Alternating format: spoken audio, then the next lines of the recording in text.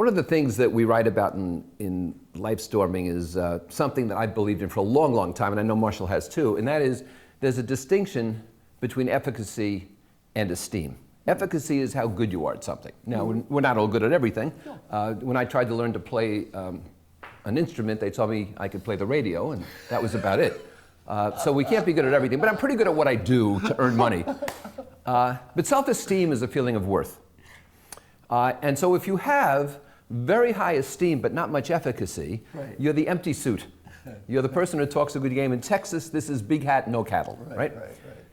If you have high efficacy, though, and low esteem, you feel like an imposter. And most people we meet feel like imposters at one time or another.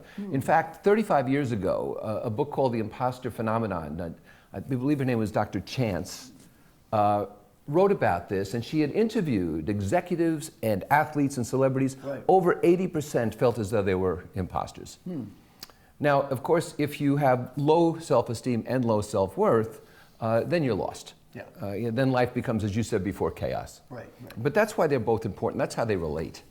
And how about the other box, high self-esteem and high efficacy? Well, when you have high self-esteem and high efficacy, you have health. And the thing about self-esteem is that it's like a muscle. You have to work it out every day. And so just as, I go to the gym because otherwise, if I don't have a trainer beating me, I don't work out. But I need to. The same thing with our self-esteem. And so it's something we work on every day. So it depends on the people around you, depends on our self-talk, and it depends on our resilience. But self-esteem won't just stay there forever. It will erode if we don't build it. So true health is building our skills, efficacy, and building our self-esteem at the same time. It's interesting because back to the imposter syndrome or the I'm not worthy syndrome, I think part of it occurs because we look at people from different dimensions. I got invited to this one gathering of very high-powered people, and some of them were rich, and some of them were movie stars, and some of them were athletes, and some of them were Nobel Prize winners.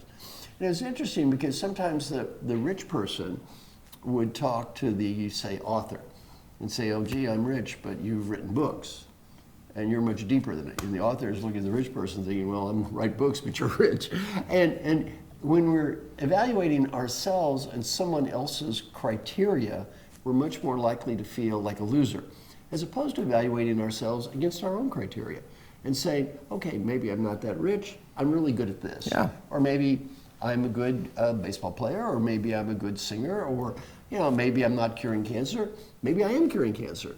I'm not doing everything though. And I think just being able to make peace with, here's who I am. And one thing you've taught me that I like so much about what you say is learning to become our own evaluator. Setting these standards for ourselves without having this external validation, I think makes a huge difference. And what else we could do is we could help others build their self-esteem. I was talking to James Carville, a political analyst, and I said to him, why is Clinton so charming? You've worked with him forever. And he said, because Bill Clinton would walk into a room and he would pick out the person who clearly is most uncomfortable, the lowest rank, feels that like he or she shouldn't be there, and that's the first person he talks to. And he knew how to do that, and everybody respected him, not just the person he was talking to, but everybody knew what he was doing. So I think it's important for all of us, not just to work on our own self-esteem, but also to help others. Yeah, I like that. I generally have a theory. I like to eat out all the time.